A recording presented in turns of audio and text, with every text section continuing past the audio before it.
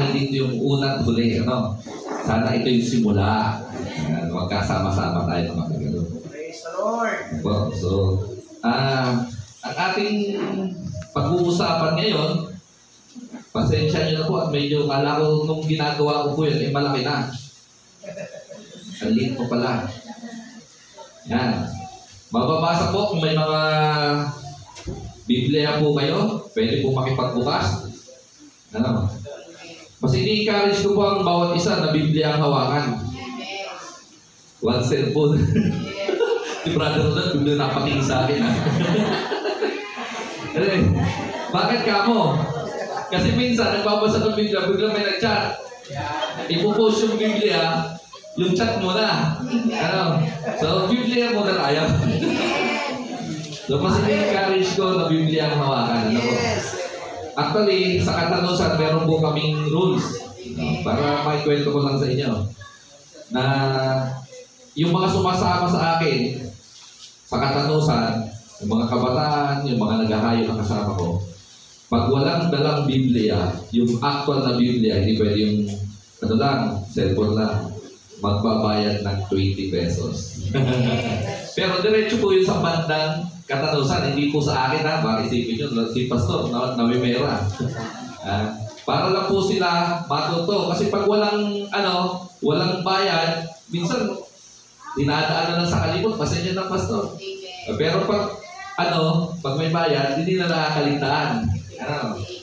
So yun po, makipagbukas po tayo sa Hebreo, chapter 10, verse 26 to 31. So gusto ko po, basahin natin ng sabay-sabay. Ako po magbabasa, pero basahin niyo po dyan sa inyo para makaunawaan natin. Kasi isa po ito sa pinakamaganda. Actually, kahit ako nung nabasa ko ito, medyo nagulat ako. So, umpisa po natin. Hebreo chapter 10, verse 26 to 31. Sabi po sa 26, matapos nating malaman at tanggapin ang katotohanan, at sadya pa rin nating magkasala, wala nang handog na maiaalay pa para sa ikakapatawad ng ating mga kasalanan. Ang naghihintay na lamang sa atin ay ang kakilabot na paghukom at ang naglalagablab na apoy na tutupo sa mga kaaway ng Diyos. Verse 28, ang mapatunayang lumabag sa utusan ni Moises batay sa patotoo ng 2 o 3 saksi ay walang awang pinapatay. Gaano kabigat sa akala ninyo ang parusang nararapat sa taong humahamak sa anak ng Diyos? Lumapastangan sa dugong nagpatibay sa tipan at nagpabanal sa Kanya at lumain sa mapagpalang Espiritu. Sapagkat kilala natin ang nagsabi, akin ang paghihiganti, ako ang magpaparusa, at siya rin ang nagsabi, hahatulan ng Panginoon ang kanyang bayan, kakilabot ang mahulog sa kamay ng Diyos na buhay. Salamat sa Panginoon sa salita niya. So, isa-isahin natin, verse by verse. Tingnan natin kung ano ang matututunan natin bago ngayong araw. At sana po, sabi ko nga, bigyan tayo ng Diyos ng bukas na puso at isipan para lalo natin maunawaan. May tanong ka agad, di pa nga? Okay lang po ba sa Kristiyano magkasala?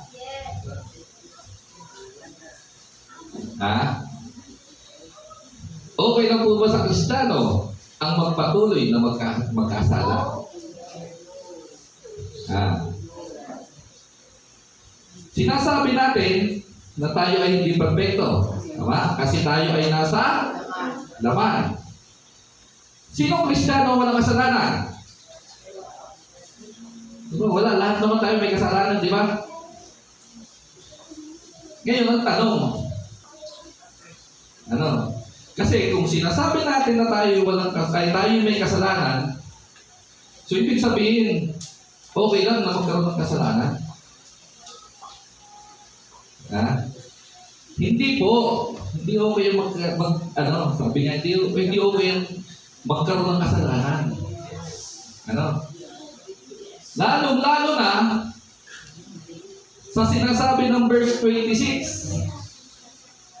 Ang sabi po dyan, matapos na malaman at tanggapin ang katotohanan at sadya pa rin natin na magkasala, ay naku po, warning po yan. Warning po sa atin. Actually, ang tinutukoy po dyan ay ang mga Kristiyano, which is tayo mismo. Di ba, may sinasabi, hindi, okay lang naman magkasala. May Diyos naman tayo na magpapatawad sa atin. Tama naman, may Diyos tayo na magpapatawad sa atin. Pero maliwanag ang sinasabi sa salita ng Diyos na hindi ka dapat magkakasala na bilang Kristiyano. Anong ibig sabihin sa ganun? Ano ang ibig sabihin ng salita ng Diyos sa ganun sinasabi? Kasi, paano mo naman pastor gagawin na hindi magkasala, nasa laman pa tayo? Kung sinasabi natin na nasa laman pa tayo ay mahina, prone tayo sa kasalanan, tapos ngayon sasabihin mo, hindi talaga pwedeng magkasala. Di ba parang gulo? Kaya nga pag-aaralan po natin ito, ano po, yung aking, sabihin nga po, at yung aking mga alalay dito ay, magkanang, ano nangyari? Yeah. So, ang topic po natin ngayon ay ito po. Pakisulat. Candy. Ito. Sino na naka-encounter ng salitang yan? Apostasy. English po yan. Hindi ko yung Tagalog. May candy ka sa akin. Apostasy. Actually, kahit ako meron pala salitang gano'n. Apostasy. Ano po? So sana, bago matapos yung ating oras na inilaan para sa akin, na medyo mahaba-haba kasi 2 oras, basta uubusin ko ba yung 2 oras na yan? Kasi nasanay ako na pagkatapos ko, tapos na eh. Ngayon parang nauna yung preaching, sumahaba yung oras, no? Nasagad din natin. Sabi, Apostolary, February 10, 26, and 31. So, para mapag-usapan natin ang apostasy, tingnan natin, para mas maunawaan natin pala. May 3 kondisyon. Yan. Sabi yan, the condition of apostasy, verse 26 to 27. So, may mga kondisyon pala. So, ngayon pala, pag sinabing apostasy, alam nyo na kagad kung ano yun. May idea na po ba kayo kung anong ibig sabihin ng apostasy? Ha? Number 1, na condition. So, ito, gusto ko makita nyo po kasi baka mamaya nagagawa na natin, hindi pa natin alam. Ano po? Apostasy. Ito yung 3 kondisyon. Unang kondisyon, ano po? Sinning willfully. In Tagalog, pagkakasalang sinasadya. Maliwanag po ang sabi sa verse 26, matapos nating malaman at tanggapin ang katotohanan at magpatuloy pa rin tayo sa pagkakasala, yun po yung apostasy. So, ibig sabihin, tayong mga Kristiyano na nakilala na ang salita ng Diyos at alam nyo na ang salita ng Diyos, pero patuloy ka pa rin sa paggawa ng kasalanan, ang tawag po doon ay apostasy. At may warning po ang Diyos laban po dyan. So, ibig sabihin ba, Pastor, pag nagkakasala kami, paulit-ulit, Nagagawa namin to? Wala pa na magtatanong. Di ba? Kasi dapat alam natin. Kasi ang sabi dito, yung pagkakasala ng paulit-ulit, apostasy. Ano po? Actually, nung nag-aaral po ako, hindi ko natakot ako bigla. Bilang pastor. Sabi ko nga, hindi porket pastor, wala nang kasalanan, hindi na nakakagawa ng kasalanan. So ako natakot. May mga ilang verse sa Bible na medyo pag nabasa mo, pag napag-aralan mo, matatakot ka. Unang verse na medyo natakot ako, yung hindi lahat ng tumatawag sa akin ng Panginoon ay makakapasok sa harian ng Diyos. Sipin mo, sino sinutukoy doon? Di ba? Mga Kristiyano yun. So, paano hindi pa kayo natatakot doon na hindi pala lahat tayo? Di ba? Kung tatayuan natin yung salita niyo, maiisip mo, hindi pala lahat tayo makakapasok. O kaya nga sinasabi ko minsan sa mga kabataan, kung may dalawa makakapasok sa langit, dapat ikaw yun. Isa kayo doon. Sabi ko, paano kung isa na lang? Ang sagot ko dyan, dapat ako yun. Di ba? Ipamimigay niyo ba yung kaligtasan? Ako hindi. Sayang naman yung pinagpapagura natin dito. Sabi nga ng ating mga kapatid, kung mayroong kapabibitaw, sayang yung ginagawa natin. Kaya kung may isa na makakapasok sa langit, siguruhin nyo na tayo yun. Di ba? Ikaw, paano nga yan, pastor? Kasi meron ganito eh. Yung paulit-ulit ng pagkakasala. Paano yun? Minsan ako paulit-ulit din eh. Di ba? Minsan madali ako magalit. Minsan, pagsinungaling ako. Minsan, nakakapagsalita ako ng hindi maganda. Diba? Merong mga ganong kasalanan na minsan hindi natin alam na paulit-ulit nating nagagawa. So sa tingin nyo, sa pagtanong, sa kabila ng mga sinabi ko, masasabi nyo ba sa sarili natin na tayo ay ligtas? Yes, amen. Amen. Yes. Praise God.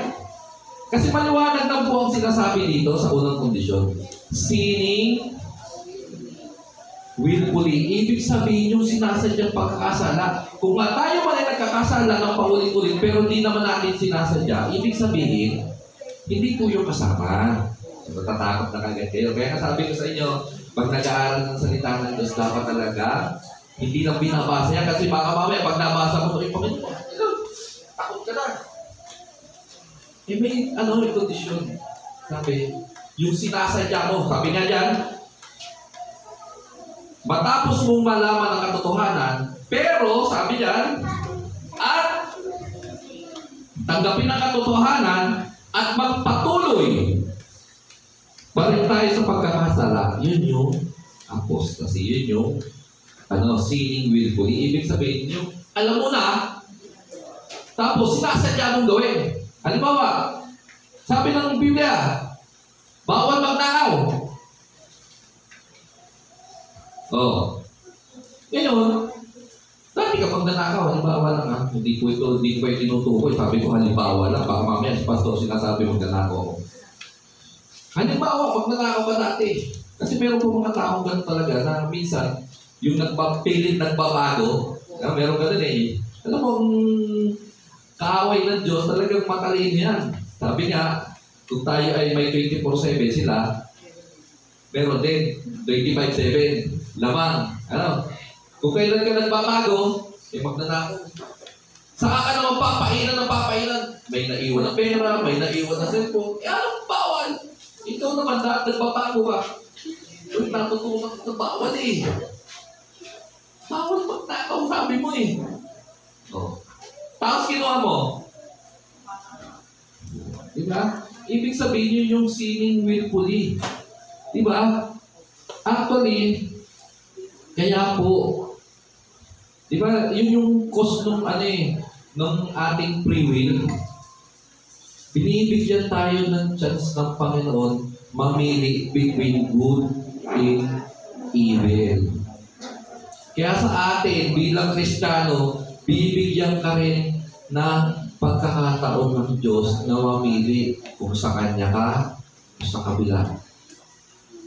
Diba? Sabi ko nga po, nung nag-aaral ako, sabi ko, Lord, paano to? Paano ko ipapaliwanag ko sa aking mga kapatid na hindi sila masasaktan at hindi sila matatakot sa salita mo? Actually, gusto ko na nga siyang i-skip eh. Kasi sabi ko, Lord, parang ang hirap. Di ba? Kasi meron talaga tayong nagagawang kasalanan na paulit-ulit. Pero may condition naman ng Diyos. Sabi niya, willfully, yung sinasadya mo na yun ang kasalanan. Diba? Alam natin ng Diyos ay pag-ibig. Diba? Lahat ng nagawa natin kasalanan, sabi nga yan, may nagtuturo, yung iniisip mo pala, yung gagawin mo pala. Ano sabi? Pinatawad na ng Diyos. Di ba lahat ng kasalanan? Pinatawad na ng Diyos ha? Kaya nga sinabi niya, it is finished. Pag sinabi niyo bang it is finished, may karuto pa? Di ba wala ka? Ibig sabihin, tapos na, pinatawad na ng Diyos. Kahit pa yung mga darating na kasalanan, pinatawad na. Yay! Pastor, pwede akong kasala. Yeah? Yun ang akala ko, maliwanag ang sinasabi. Di ba? Kaya minsan sinasabi natin ng Biblia, ang gulo, contradicting. Hindi po contradicting. Nagko-compensate po ang Biblia sa salita niya doon sa isa. Hindi po yan salita, laban sa salita. Di ba? Oh. Pinatawad na ng Diyos ang ating mga kasalanan. Tama? Pati yung iniisip at hindi ako pinaplano. Yung mga darating pang kasalanan, pinatawad na ng Diyos. Tama? Okay, iisipin natin, pwede ako magkasala pa ng ulit-ulit. Hindi, kasi ito ang sinasabi ng salita ng Diyos. Huwag mo sasadyain. Di ba? Ano bang kasalanan na paulit-ulit at sinasadya mo? Yung po yun ang masama. May warning po ang Diyos. Ano? So ito yung unang kondisyon. Pangalawa, itong nakakatakot. Ang sabi diyan, no sacrifice remains. Sa Tagalog, wala nang natitirang sakripisyo para sa kasalanan ganon. Anong ibig sabihin? Kasi nung panahon po ng lumang tipan, wala pa Diyos nun eh, lumang tipan.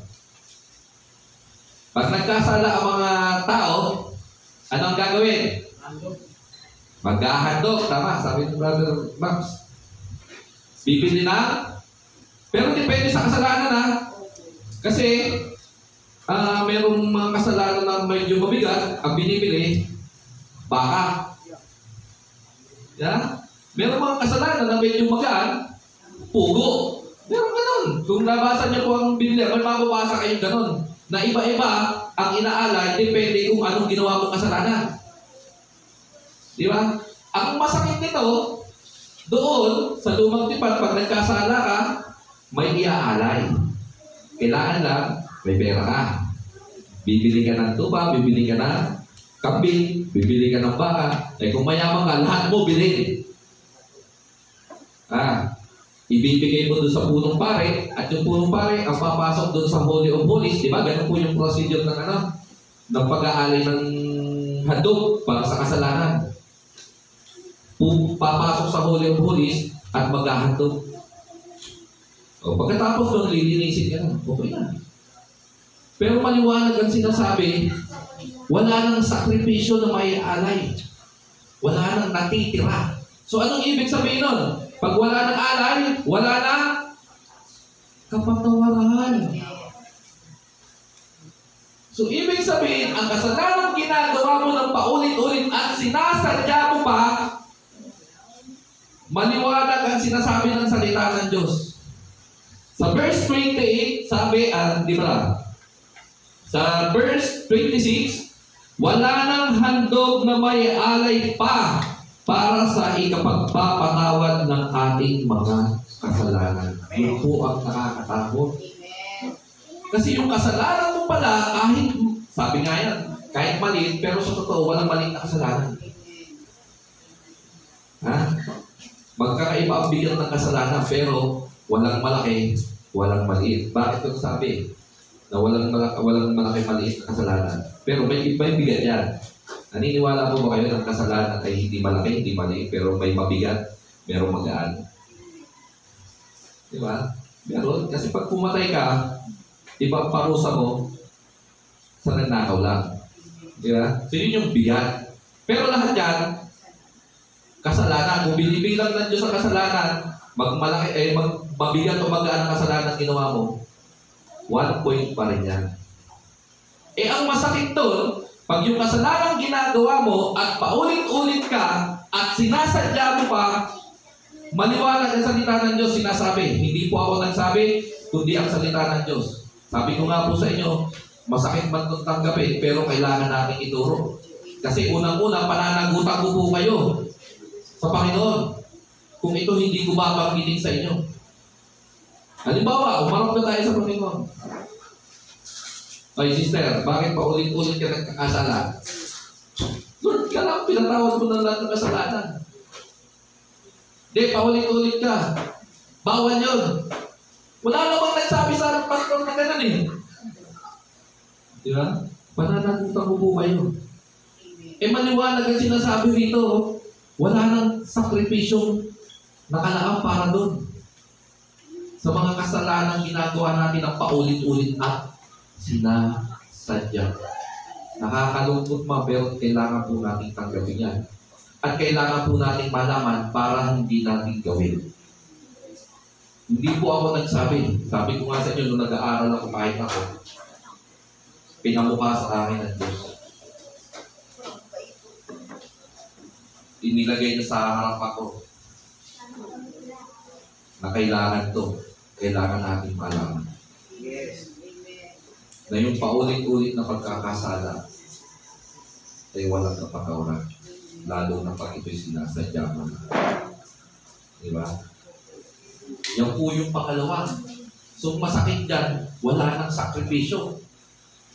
Ibig sabihin, pag sabing wala nang sakripisyo, sabi dyan, ulitin ko, wala nang handog na may alay para sa ikapapatawad ng ating kasalanan. Ibig sabihin, pati pala yung ginawa ng Diyos sa krus ng Kalbaryo,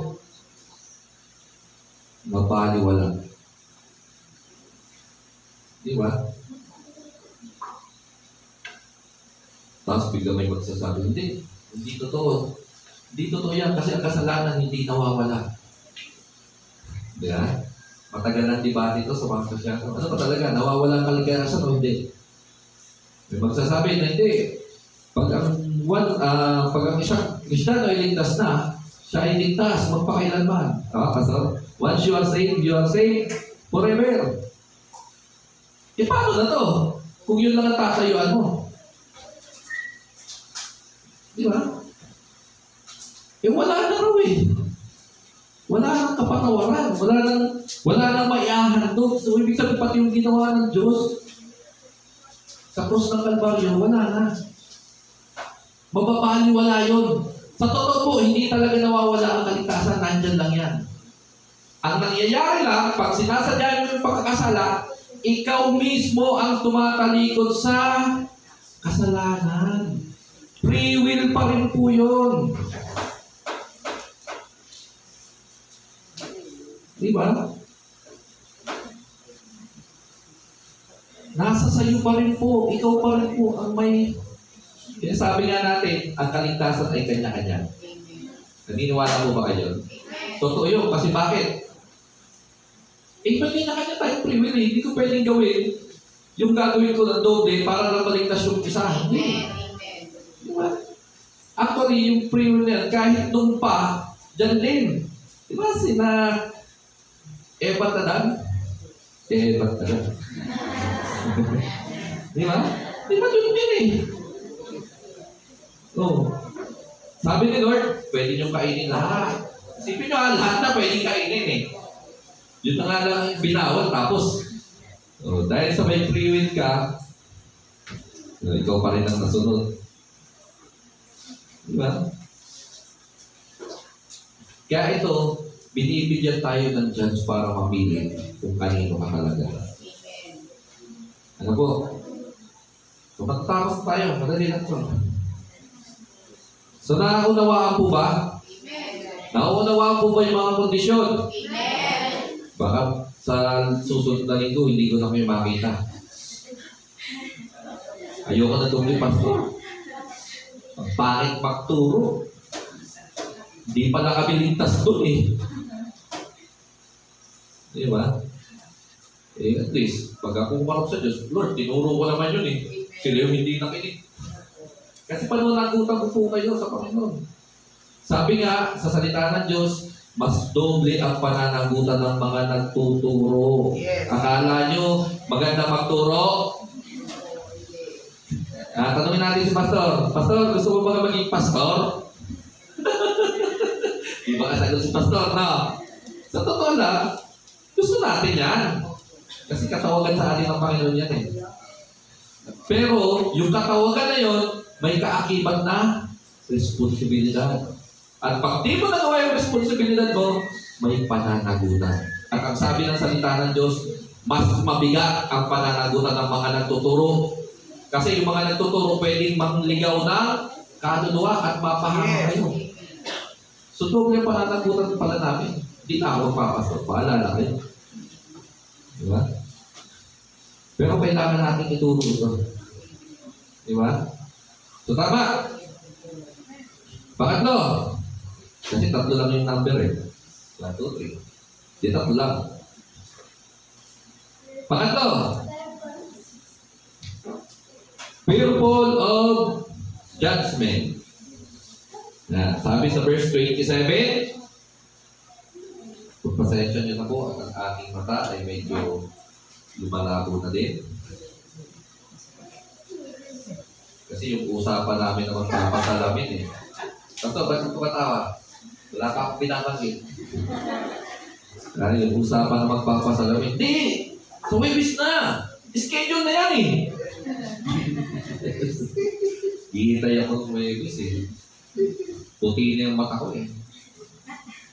Masarap kaya yun? Kaya pagpasensya nyo na po. Pero okay lang kasi may nakabulong sa akin eh. Wala na daw doon yung nagsasalamin. So okay lang, ano? Talaga ang Diyos kumikilos sa mysterious eh. Mga mysterious ways eh. Diba? Hindi na kami napagod. Di ba? Lahat, sabi nga, all things work together for good. Di ba? Hihintay ako. Yung hinihintay ko, hindi dumating. Dahil kung dumating yun, dinapapunta kami doon ng alanganing oras. Kasi kailangan maaga-maaga. Pagod-pagod kami, antok-antok. Tapos wala lang pala. Di ba? Yung Diyos talaga, matalino, sabi nga ng mga kabatan, walang makakaarap na kaalaman ng Diyos. Yung mga ganung bagay, sa akin, ano ba yan? Pumanya na naman sa usapan. Pero, may purpose ang Diyos para hindi na kayo mapagod. Hindi ko nagigisingin si Pastor na maaga. Di ba mo? Sabi sa verse 27. Yan. Sabi na. Nasaan na yan? Ang naghihintay na lamang sa atin ay ang ito yung medyo nakakatakot eh. Kakilakilabot na paghuhukom at ang ano daw po? Naglalagablab na apoy na tutupok sa mga kaaway ng Diyos. Nakakatakot to. Di ba nakakatakot yan? Ibig sabihin, sa salitang yan, totoo ang impyerno. Hindi ito katang-isip lang. No. Hindi na pala ako magkakasala bukas. Kasi masusunog. Dapat lang. Kasi sabi, tutupukin ka sa naglalagablab na apoy. Di ba? So yun yung nakakatakot dyan eh. May kaparusahan. Tapos ang tawag pa sa atin, ano? Kaaway ng Diyos. Ano ba naman yan? Lagi akong nasa church, linggo-linggo, tapos ang tawag lang sa akin ng pastor, kaaway ng Diyos. Hindi po ako nagsabi doon ng salita ng Diyos. Pero yung tinatawag niya gano'n, yung mga taong paulit-ulit na nagkakasala at sinasadya. Bakit naman isipin nyo, laging ako na lang ang sinasabi ni pastor. Hindi. Diba? Pero dapat natin maunawaan kung gaano kabigat ang parusa. Diba? Dahil nga wala nang ano daw, wala nang sacrifice. Ito na ang kasunod. Wala nang sakripisyo may-ari sa mga kasalanan ginawa mo ng paulit-ulit na sinasadya mo. Ha? Judgment na. Kasunod. Na, pag namatay ang tao, sabi ko nga, kahapon nag-uusap kami ni Pastor Maribig, pag namatay ang tao, parang ka lang natulog. Namatay ka ngayon, natulog ka, pag-gising na, second coming na. Diba? Kasi second coming, bubuhayin sabay-sabay, di ba, Pastor? So, kaya parang ka lang natulog. Pag namatay ka ngayon, tulog ka, pag-gising mo, harap mo na si Lord, judgment time. Diba? Ganun naman eh. Kasi sabi ng Diyos, nasa ilang, namatay, wala nang alam ang tao sa nangyayari. So kahit ilang libong taon pa yung lumipas, wala ka nang alam dyan. Malalaman mo lang parang alam na tulog dyan. Tapos pagkilat mo, judgment lang. Diba? Ito na, yun yung sabi ng salita ng Diyos. At ito ang nakakatakot.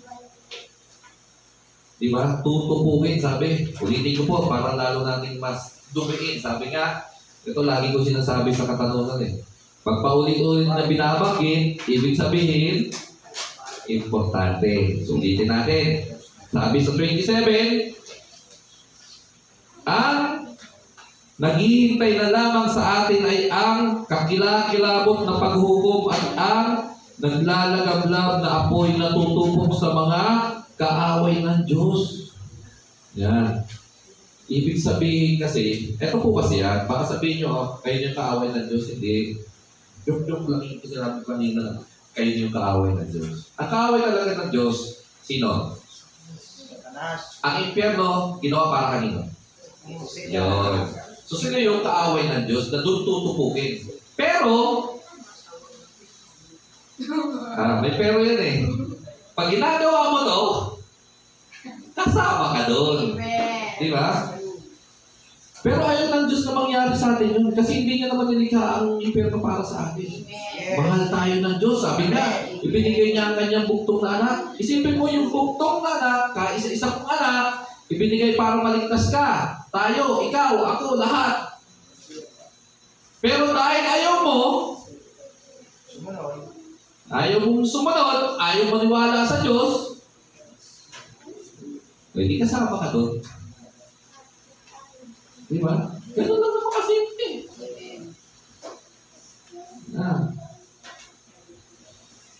Kahit ako naniniwala sa Diyos, mapapahamak ako.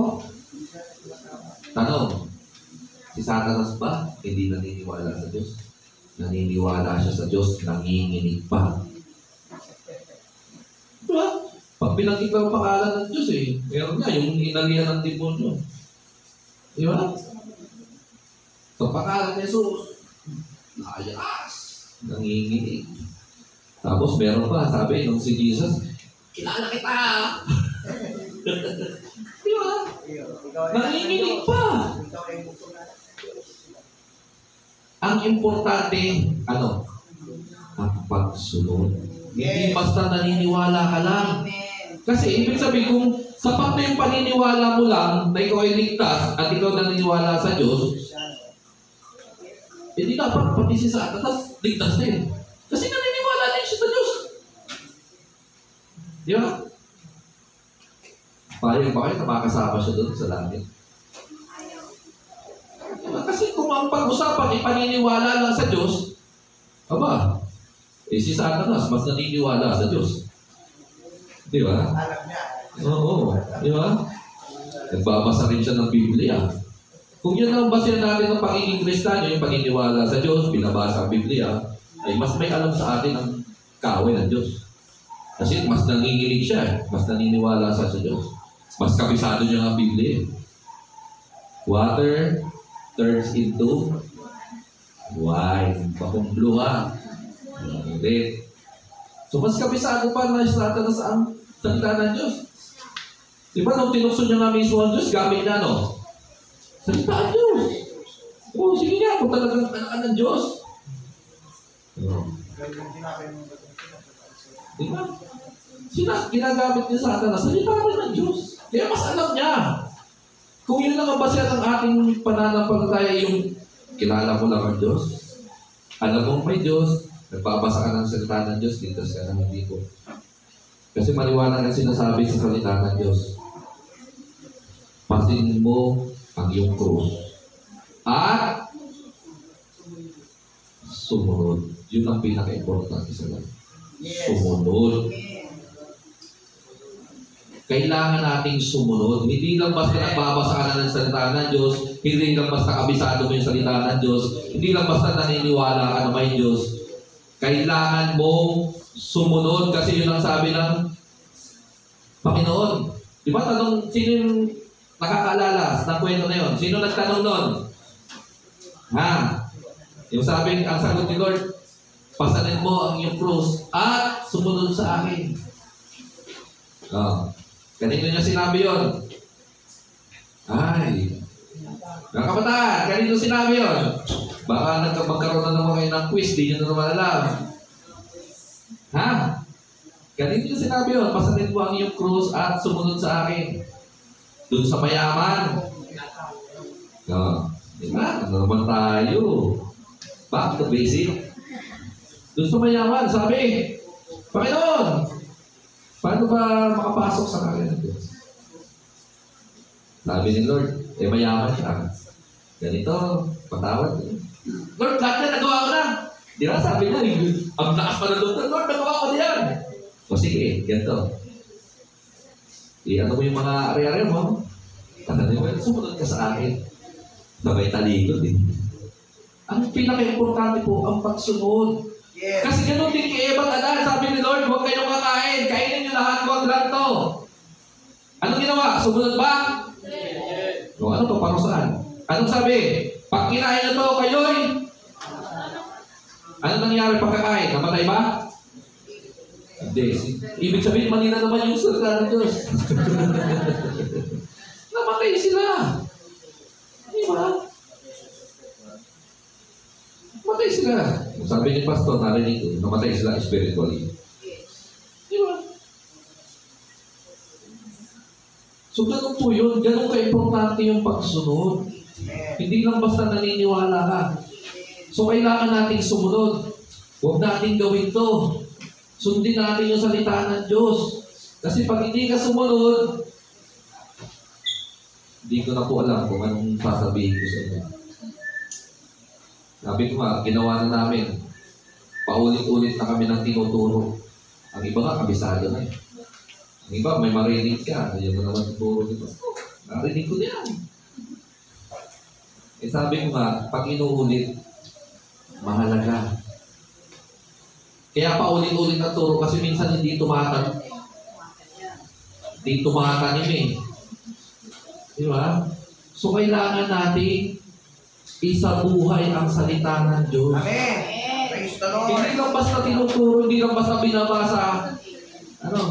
Yan ang sabi ko sa mga kabataan hapon, dakila ang Diyos. Pero ang tanong, gano'ng kadakila ang Diyos para sa iyo?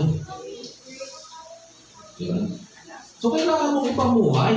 Yung sinasabi mo, dakila ang Diyos, pero ikaw, di mo mismo naranasan na maging dakila ang Diyos sa buhay mo. Nakakalungkot. Di ba? So, kailangan mong ipamuhay. So, yung apostasy, ito po yung tatlong kondisyon. So, ito yung mga, pag ito nagagawa nyo, anong dapat gawin? Humingi na tayo ng tawad sa Diyos. Kasi maliwanag po, walang kapatawaran pag ginagawa mo to apostasy.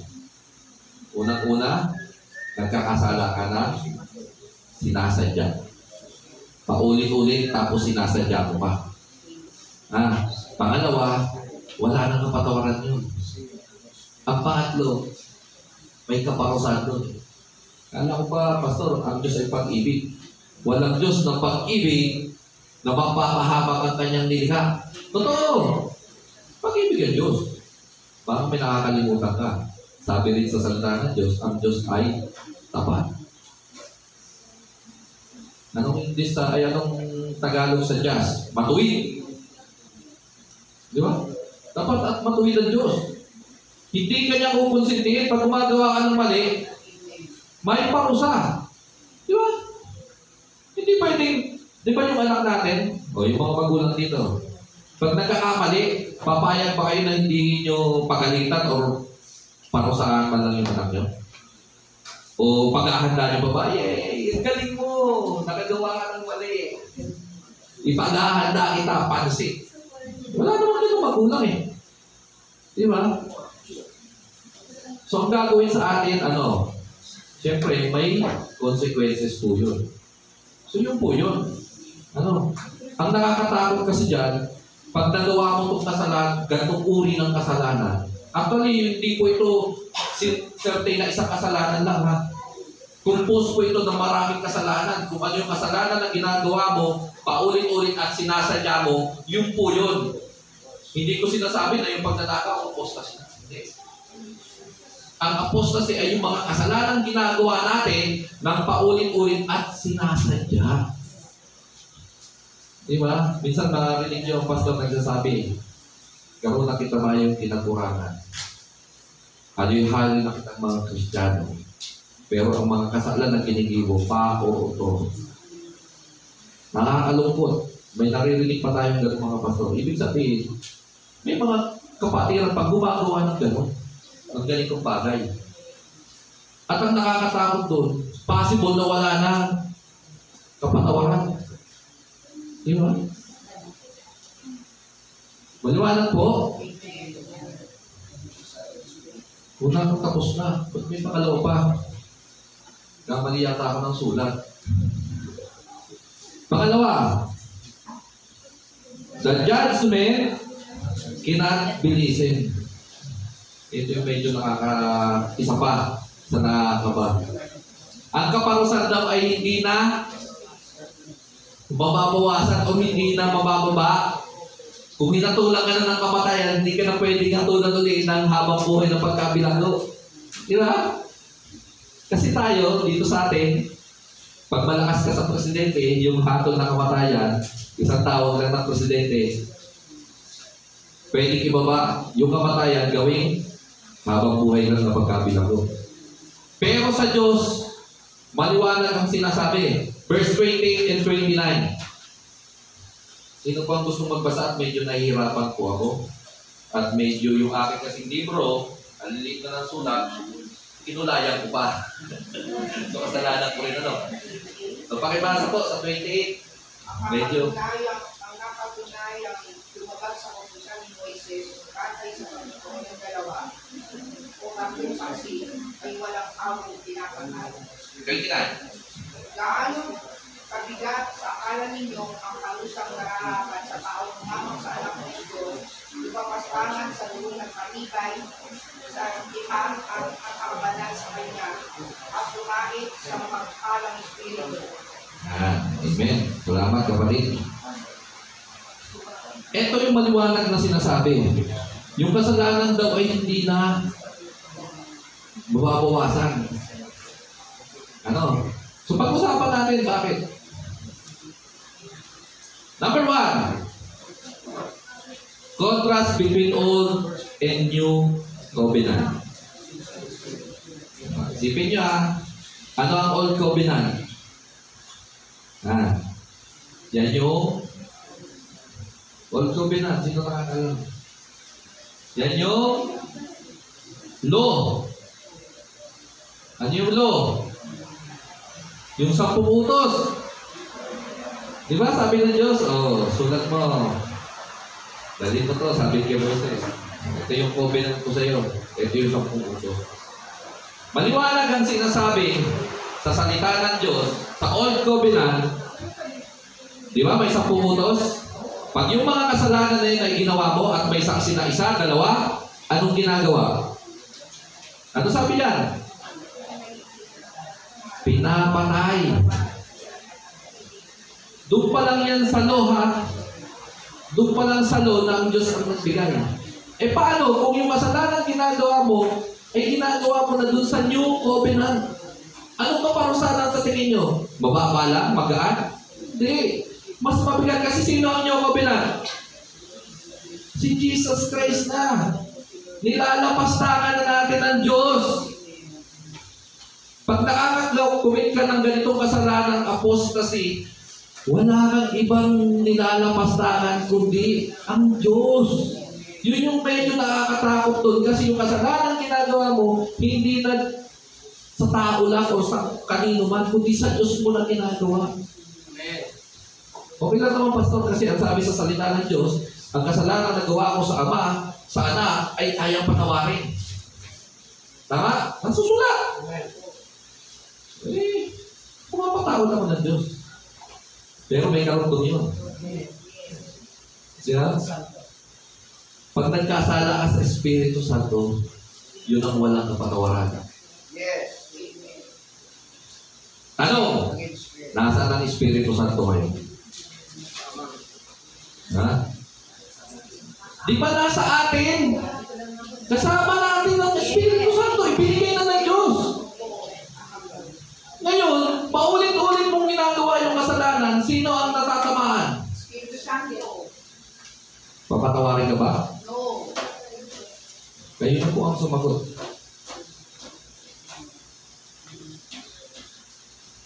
Di ba? Yung paulit na ginagawa mong kasalanan at sinasadya mo na, hindi mo ito ginagawa mong kanina lang. Sa Diyos na mismo at sa Holy Spirit. Tandaan nyo. Baka isipin nyo, hindi, ang pagkakasala sa Holy Spirit lang naman na hindi kaya patawarin yung ano yun? Blasphemy. Tama ba? Ha? Blasphemy of the Holy Spirit. Yung pag dininay mo na ang Holy Spirit, di ba yun yun? Eh yung paulit-ulit na ginagawa mong pagkakasala, hindi pa rin mapag-deny sa Diyos yun? Di ba? Isipin mo natin.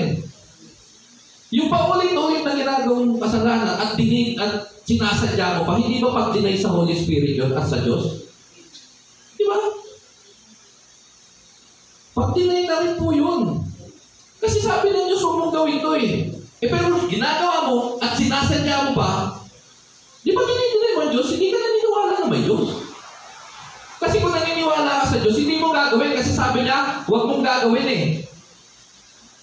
Di ba? Kaya nga nung sabi doon sa Lot, bawal pumatay, bawal, huwag kang papatay, huwag kang do not commit adultery, huwag kang, ang dami, di ba? 10. Yun, pag napatunayan ka at may saksi, anong parusa sa batas ni Moises? Kamatayan. Sa tingin nyo, yung ginagawa natin ngayon na pagkakasala sa Diyos, ang parusa mas mababa sa kamatayan. Actually, mas matindi. Kamatayan din. At ang matindi nun, habang buhay na kamatayan. Ibig sabihin, nandun sa impyerno naghihirap. Di ba? So, ganun yung gravity. Sabi ko nga, Lord, nakakatakot kung maitulong ito. Baka wala na magsimba sa susunod na video. Pero kailangan ko po sabihin. Kasi kahit ako nung nag-aaral po ako, natatakot ako. Di ba? So, yun po yun. Sabi niyan, rejecting the Holy Spirit. Yun yung nangyayari. Kaya kailangan natin makita yung contrast between Old and New Covenant. Yung parusa doon. Para sa akin, walang pagkakaiba, parehas kamatayan. Pero sabi ko, parang mas maganda pang magkasala noon eh. Kasi noon, papatayin ka lang. Physically. Yung spiritual mo, hindi. Pero, pag sa New Covenant ka nagkasala, hindi ka papatayin physically. Anong papatayin sa'yo? Spiritually, yun po yung nakakatakot. Kasi maliwanag ang sinasabi, wala nang kapatawaran. Tutupukin ka na sa apoy. Di ba po? So yun yung pagkakaiba. Parehas ka ba tayong pinag-uusapan, pero mas matindi yung parusa pag sa New Covenant ka na nagkakasala. Eh yung covenant na yun, sino? Si Lord na yun. Si Jesus Christ na yun. Yun yung ginawa niya sa krus ng Kalbaryo, di ba? Kung pinabaliwala natin yun, tandaan nyo, Kahuhuling communion pa lang natin. Ginagawa natin yung bilang pag-alala sa ginawa ng Diyos sa krus ng Kalbaryo, tama? Kumain tayo ng laman, ay ng tinapay at dugo ng Kristo. Tama? Kaya nga sabi ni Pastor, saliksingin nyo ang inyong sarili. Di ba? Kailangan maging malinis tayo. Ako kanina sabi, talagang nananalangin ako, Lord. Maging karapat dapat akong tumanggap ng iyong katawan at ng iyong dugo. Kasi kung hindi, di ba? Actually, hindi lang yung magkasakit eh. Okay lang, magkasakit ka. May gamot naman. Andiyan si Brother Luna. Libre lagi gamot. Dami namin gamot. Sino kailangan gamot? Lagi may supply. Pero kung paano kung yung kamatayan ng, ay yung spiritual na, yung sakit na dumating sa spiritual na. Kung physically, medyo kaya pa, may gamot eh. Pero yung sakit na dumating sa iyo is spiritual. Magagamot pa ba yan? Magagamot yan. Kasi may Diyos tayo. Di ba? Pero, yun yung medyo nakakatakot. Ha? Yung magkasala ka sa COVID na ngayon, sa Diyos, sa Holy Spirit. Ha? Kaya huwag natin i-deny ang Diyos. Huwag natin i-deny na may Diyos. Hindi naman namin dinideny, Pastor. Naniniwala nga kami. Oo, naniniwala ka. At anong sumusunod ka ba? Kasi sa pag hindi pagsunod, hindi pa dinideny mo na rin siya. Sabi ko nga sa inyo, si Satanas naniniwala din na may Diyos. So, alam niya rin ang Biblia. Pero si Satanas hindi sumusunod sa kalooban ng Diyos. Tama? O kaya kailangan natin sumunod. Kaya pag sinabi ni Lord na huwag ka magkakasala ng ganito, huwag natin gawin. Kung magkasala ka man ng gano'n at di mo naman sinasadya, hindi po yung papasok dito. Kasi ang sabi doon, sinning willfully. So, baka naman matakot naman yun. Pero mas maganda para sa akin na matakot kayo na magkasala kasi ang bunga naman nun, kayo ang aanin pagdating sa langit. Di ba? So, medyo okay na matakot. Ano po? So, yan po yung contrast.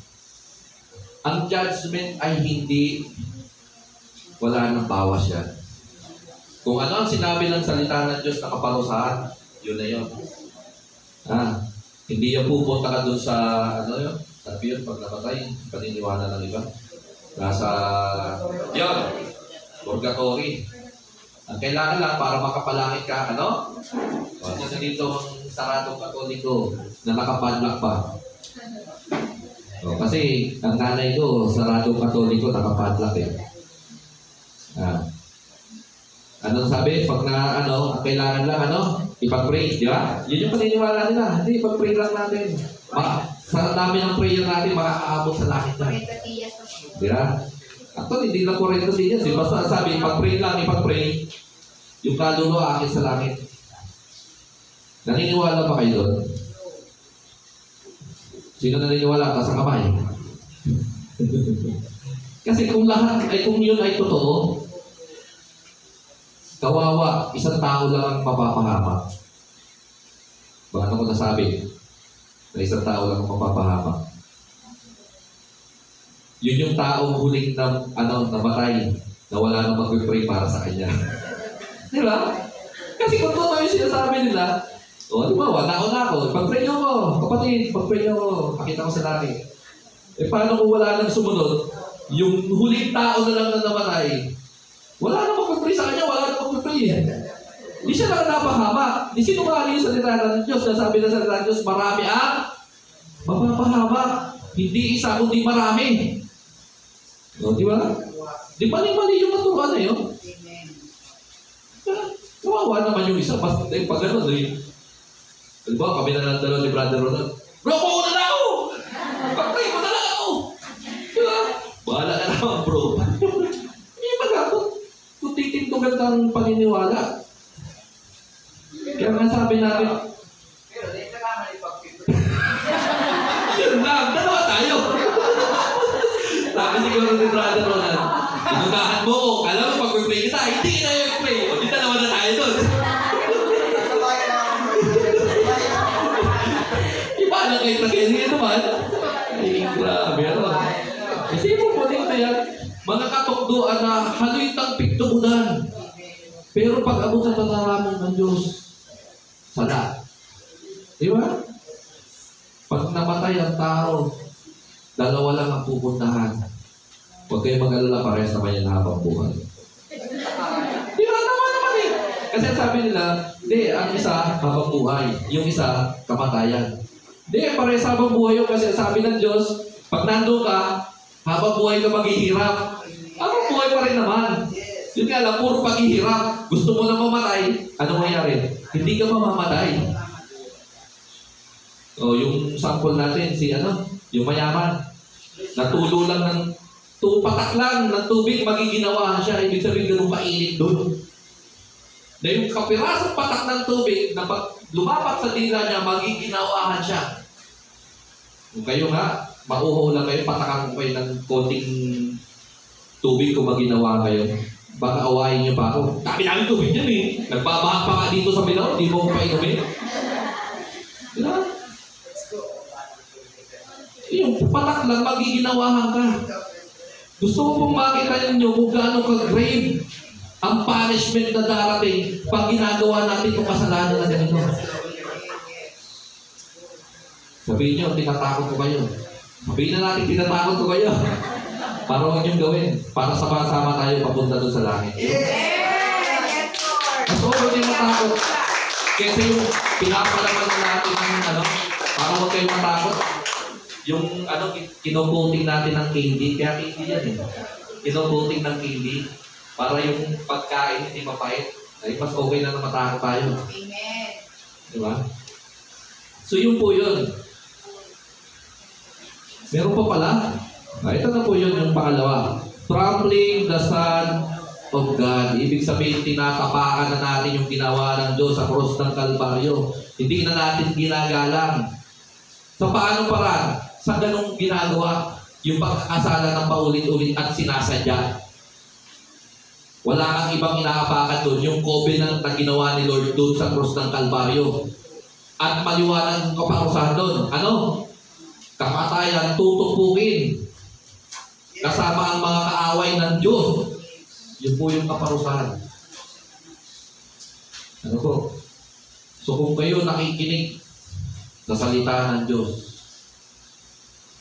ito po yung dapat natin gawin. Huwag tayong umabot sa ganong pagkakasala.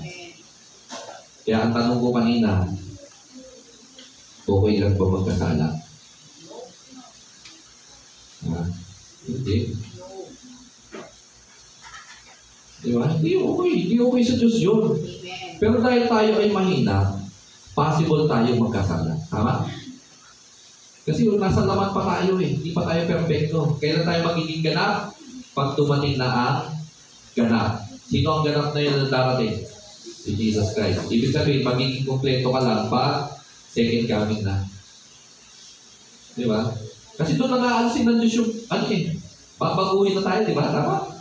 O doon ka na magiging perfecto. Pero ngayon, hindi pa. Pero sinasabi ko sa inyo, hindi okay ang magkasala. Lalo na yung ganito, sinasadya. Kasi ang inaapakan mo, Son of God, yung ginawa niya sa krus ng Kalbaryo. Paulit-ulit mo, tinatapakan ng Diyos. Kasi bakit? Paulit-ulit mo ginagawa yung kasalanan. Ang matindi doon, sinasadya mo pa. Diba? Yung sadyain mo na magkasala, yun ang matindi.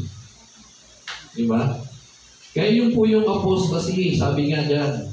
Sinning, kaya inuna natin yung condition kasi para mamaya, hindi na umuwi na kayo eh. Pangit pagturo ni Pastor. Puro kapahamakan.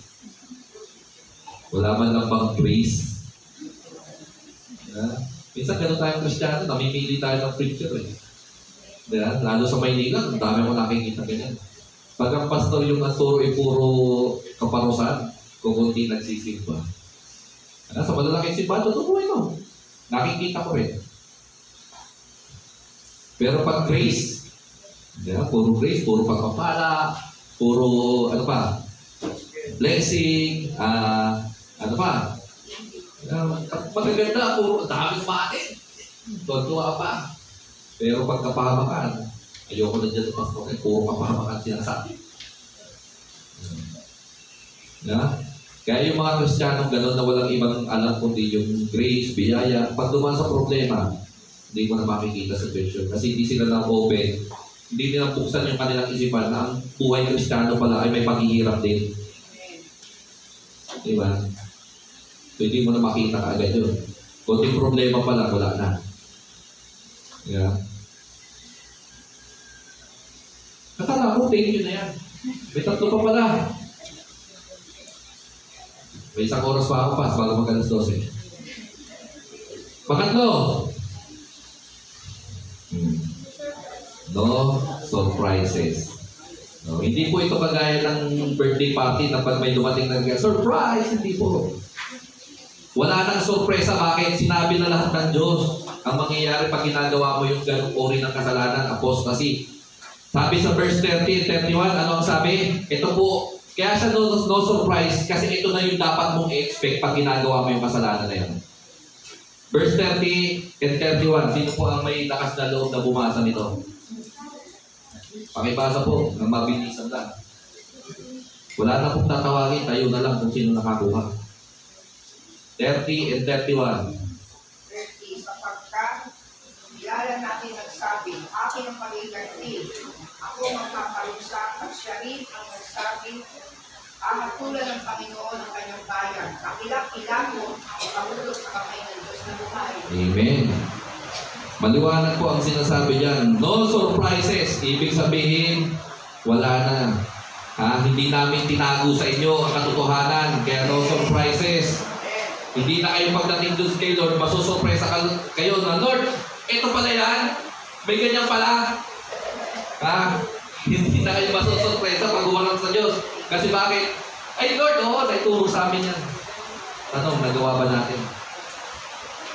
So wala na, no surprises. Unang-una, ito ang katotohanan. Ang Diyos ang huhukom. Kahapon, ito kwento lang. Kahapon, usap kami ni Pastor Mark, yung isang pastor natin sa Magalaki.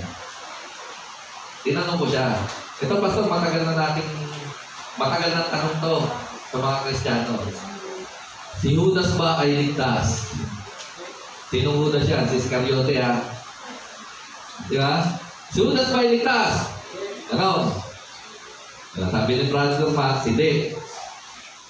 Sino may ibang sagot? Hindi. Sino may ibang sagot? Kasi sabi, pag-usapan natin, God is just. God is the judge. Ano ba?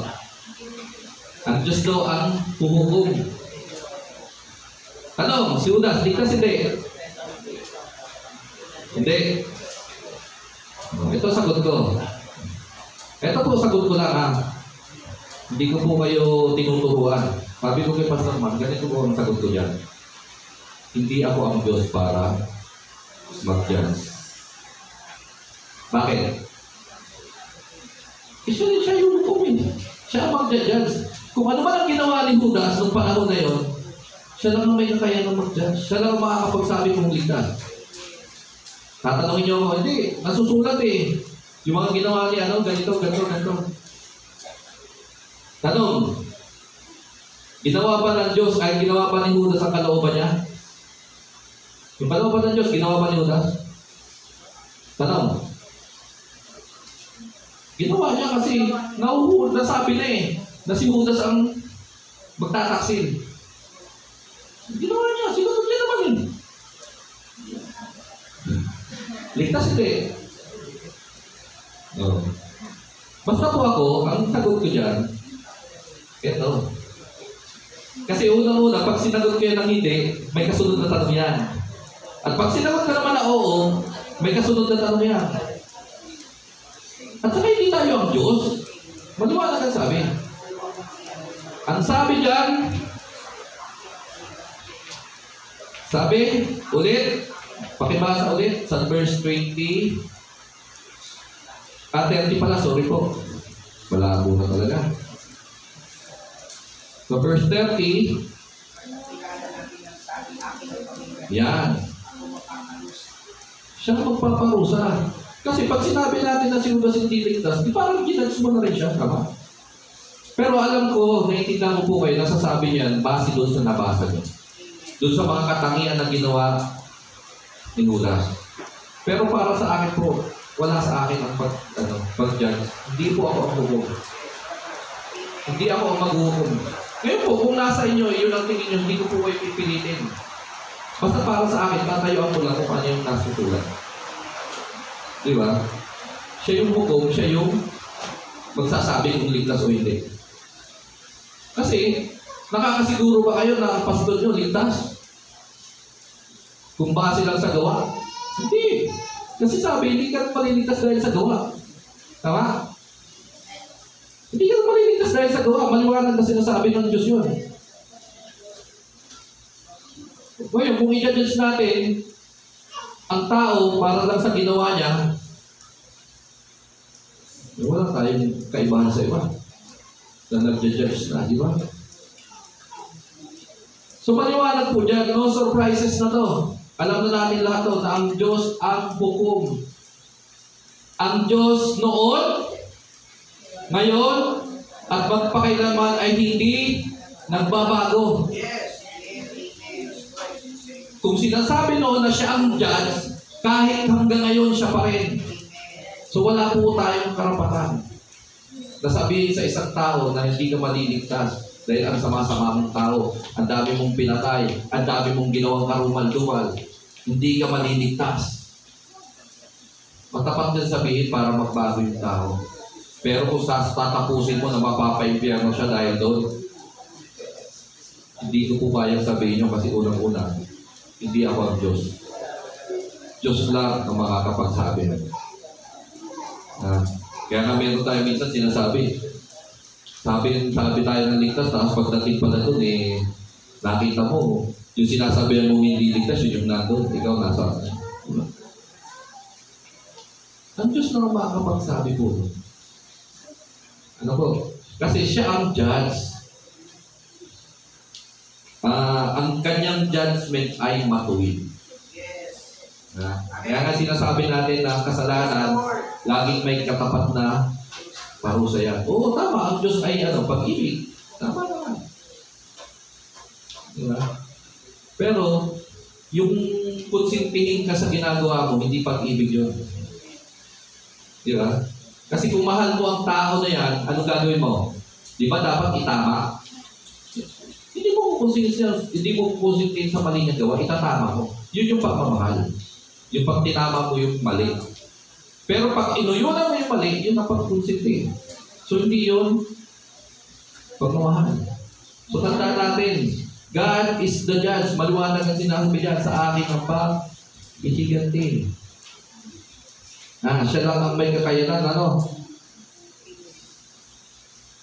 Sabi sa verse 30 ulit. Kasi kinulayan ko ito, Hindi ko tuloy mabasa ng mabilisan. 20 na. Wala lang yung 30. Makitulungan niya ako, natang 30. Yan. Sapagkat kilala natin ang nagsabi, akin ang paghihiganti, ako ang magpaparusa. Si Lord lang pala Diba? At siya ang nagsabi, hahatulan ng Panginoon ang kanyang bayan. Yan. So wala pong ibang judge kundi ang Diyos. Ano po? Ulitin ko po yung sa akin ay yung para sa akin lang po yun. Hindi ko po kayo pangungunahan. Doon lang naman sa tanong na yun. Baka isipin nyo, doon lang po sa tanong na yun. Yun lang yung akin. Hindi ako ang Diyos para mag-judge kay Judas. Yan. Hindi ko tuloy turo sa inyo, mamaya sabihin nyo, ito pala. Basta yun ang akin na po. Hindi ako Diyos para magsabi nun. Kasi nga, yung magnanakaw, na puno ng kasalanan, nasa krus na yun. Tama? Yung kasama niya doon. Humingi ng tawad. Anong sabi ni Lord? Anong pangako niya? Napakaswerte ng tao na yun. Bakit? Anong sabi ni Lord? Ngayon din, isasama kita sa paraiso. Isipin niyo. Napakaswerte siya lang yung tao na nandun sa paraiso. Kasi siya lang naman pinangakuhan eh. Di ba? O yun, masamang tao yun. Kung ibabase lang natin sa ginawa, di ba? Pwede rin naman natin sabihin, hindi yun ligtas. Pero dahil may awa ang Diyos sa kanya, siya ay naligtas. Kaya walang ibang hahatol kundi sino? Maliwanag po God is the judge. So no surprises na po Alam nyo na yan. Matagal na. Pangalawa, ito po yung matindi. A fearful thing to fall to the God's hand. Ano lagi natin naririnig? Sabi ng Diyos, wala nang makakahagaw sa atin na mga nasa kamay ng Diyos. Tama? Sinabi niya yun? Sino nakabasa doon? Pastor, konting tulong. Saan ba natin mababasa yung ganong sinabi ng Diyos na wala nang makakaagaw sa atin sa kamay niya? Pasensya na po kayo kasi yung nabasa ko yun, tumatalin sa isip ko yun pero hindi ko lang maalala kung saan ko nabasa. Pasensya na po. Malaka? Sadyan, sabi ni Pastor. Maliwanag, sinabi ng Diyos yun. Wala nang makakaagaw sa atin sa kamay niya. Pero ito po ang totoo.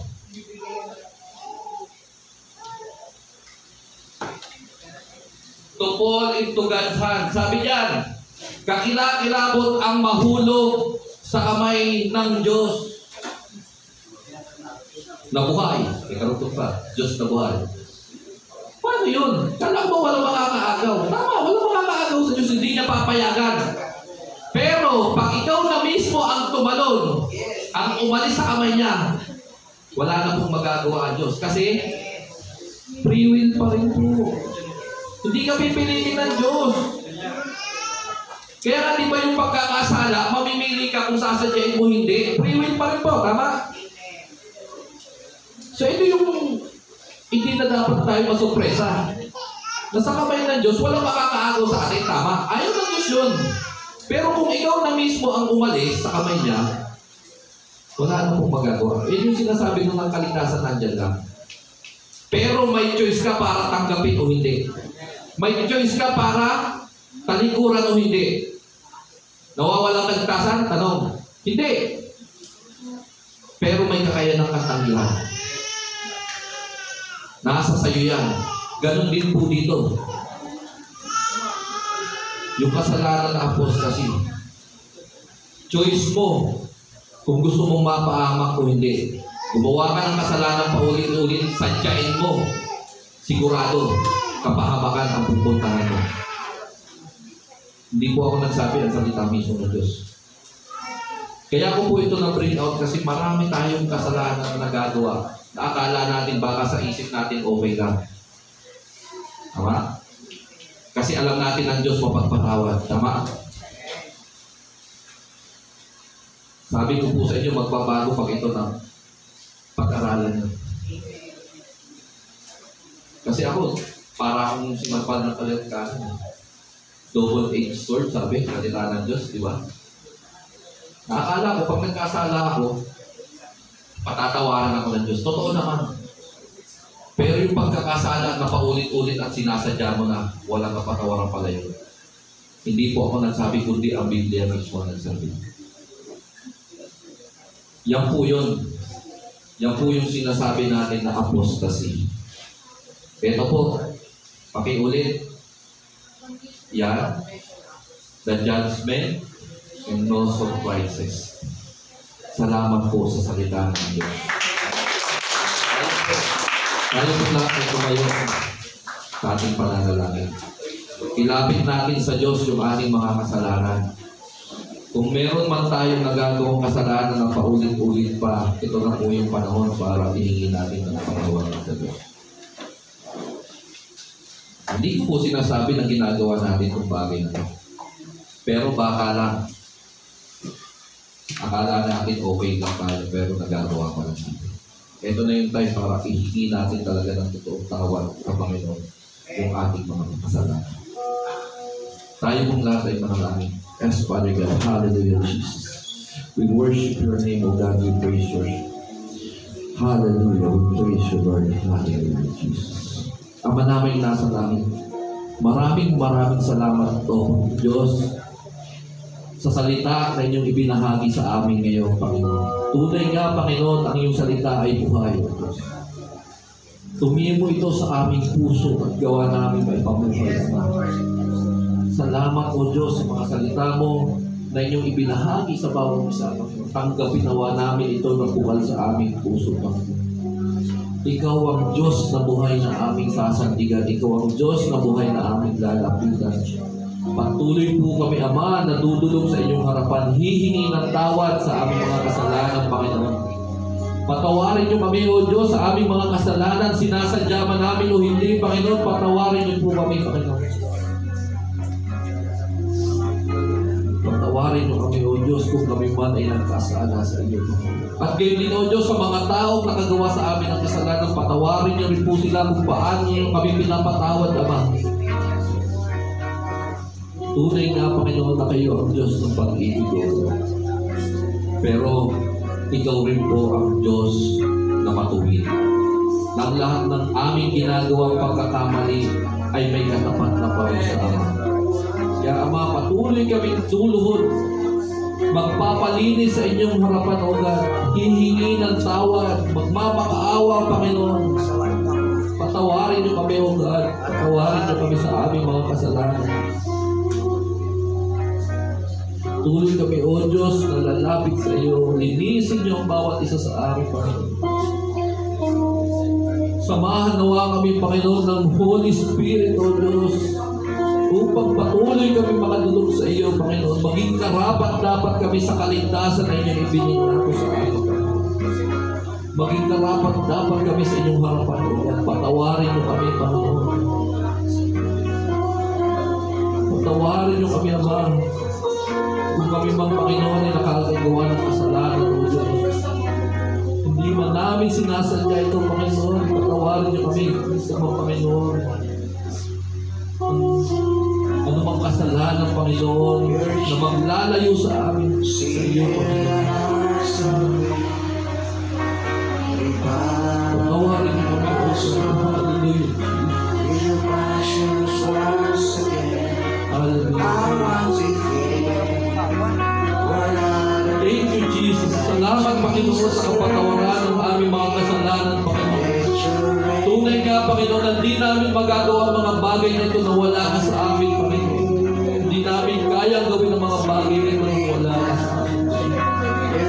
Kaya, Ama, patuloy kaming dudulog sa inyong harapan. Papalinis. Hihingi ng tawad. Patawarin niyo kami.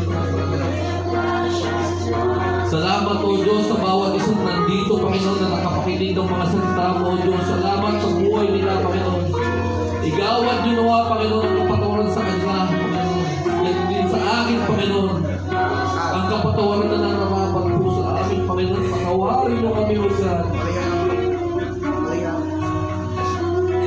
Dahil po sa inyong anak na si Jesus, kami ay naging karapat-dapat sa harapan niyo, Panginoon. Wala po kami, hindi po kami malinis, Panginoon, hindi po kami matuwid, O Diyos. Pero dahil sa inyong anak, sa ginawa niya sa krus ng Kalbaryo, kami po ay naging malinis at naging karapat-dapat sa kapatawaran, Panginoon. Dahil sa inyong anak, Panginoon. Kaya wala po kaming maipagmamalaki, hindi po ang aming gawa, hindi po ang mabubuti naming gawa. Hallelujah. Sabi ko, di kayo lamang, Ama. Kayo lamang, O Diyos. Kayo lamang, O Kristo, Panginoon. Patuloy kaming dudulog sa iyo. Patawarin niyo kami, O God. Patawarin niyo kami, Panginoon. Wala po kami ihingi ko dyan ang patawaran niyo, O Diyos. Salamat, Ama. Salamat, Panginoon. Patuloy niyo po, Panginoon, na biyayaan ang bawat isa sa amin, Panginoon. Patuloy niyo po kami samahan. Muli, O Diyos, ako magpapasalamat at ako po'y ginamit niyo, Panginoon. Although napakahirap po, pero patuloy niyo po ako sinamahan. Salamat, O Diyos, sa kalakasan ninyong binigay. Salamat, O God. Salamat sa bawat kapatiran namin na nandito, O God. Salamat, O Diyos. Salamat sa mga buhay nila, patuloy na biyaya ay pagkalaw niyo sa bawat isa sa amin, Panginoon. Pagpapala, Panginoon, tanggapin po nila. Salamat, Ama. Patuloy ka namin itataas, O Diyos. Patuloy ka namin papupurihan sa oras ito. Maraming salamat, Ama. Thank you, Jesus. Ama, lahat ng itong aming dalangin, Panginoon, alam ko po nakarating sa iyo. Tanggapin niyo nawa ang lahat ng aming paghingi ng tawad sa iyo.